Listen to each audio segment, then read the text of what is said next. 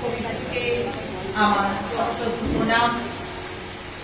সমস্ত দর্শক শ্রোতাদেরকে জানাই আমার শুভেচ্ছা, ভালোবাসা।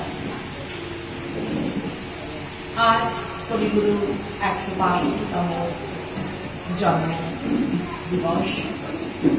এই উপলক্ষে আমরা এখানে মিলিত হয়েছি। সকলেই আমরা গঙ্গা পুজো করতে অভ্যস্ত। তো আমি আজকে একটু ব্যতিক্রম হই। আমি কবিগুরুকে নিয়ে লেখা তাকে নিয়ে লেখাই একটি কবিতা, ওনার লেখা নয়, আমি অন্যের একজনের লেখা, সেটা পাঠ করে শোনাচ্ছি। ভুল ত্রুটি মার্জনা করবেন। এখানে দুটি গানের লাইন আছে, আমি পড়ার চেষ্টা করব, আমি গানের যোগ নই। এই বৈশাখের মতোই রবি ঠাকুরের জন্ম। সোনার আশ্বিনে নয়, হিমের রাতের অঘ্রাণে নয়, ফুল রাঙানো ফাগুনে নয়, এই খর ক্ষিপ্র বৈশাখেই তার জন্ম। এই খ্যাপা বৈশাখের বৈরিক তিলকহীন সাজানো তার জন্মদিনের তুলনা। বৈশাখী প্রকৃতির নতুন জন্ম, আমাদেরও নতুন জন্ম এই বৈশাখে, ২৫শে বৈশাখে, রবি ঠাকুরের জন্মদিনে।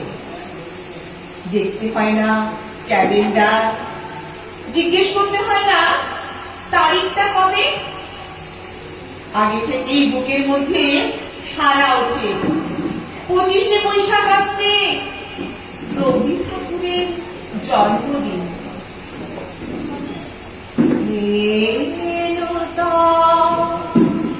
দেখা দিবার বার জন্মের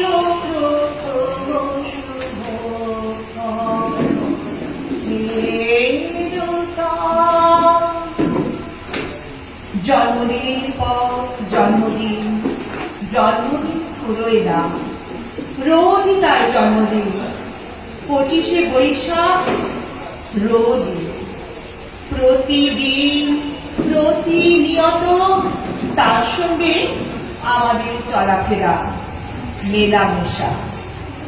আমাদের হাতের লেখা রবি ঠাকুরের, আমাদের কথা বলার ভাষা রবি ঠাকুরের, আমাদের প্রেমের চিঠি রবি ঠাকুর। ভালো আছি, ভালো থেকো, আকাশের ঠিকানায় চিঠি লিখো, দিও তোমার মালা খানি বাউলের মনটারে, আমার ভিতর বাহিরে, অন্তরে অন্তরে আছো তুমি, হৃদয় জুড়ে আমার ভিতর বাহিরে, অন্তরে অন্তরে।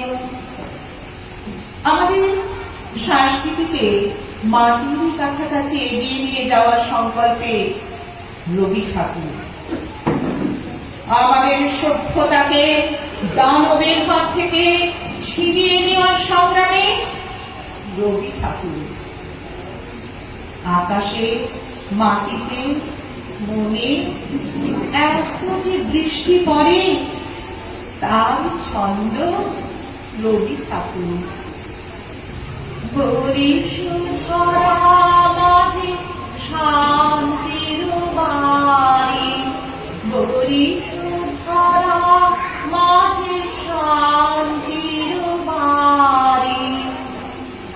এত যে ফুল ফোটে, তার গন্ধ রবি ঠাকুরের, তাই প্রতিদিনই তার জন্ম, কোনদিনই তার মৃত্যু নেই। কালের কালা পাহাড় এসে কোনদিন যদি ভারতবর্ষ থেকে সমস্ত ঠাকুরের পুজোর প্রদীপ নিভিয়ে দিয়ে যায়, তবু একটি ঠাকুরের বেদি চিরকাল থাকবে মাটির সঙ্গে গাথা। কোন ঠাকুর? রবি ঠাকুর। রবি ঠাকুর। ধন্যবাদ।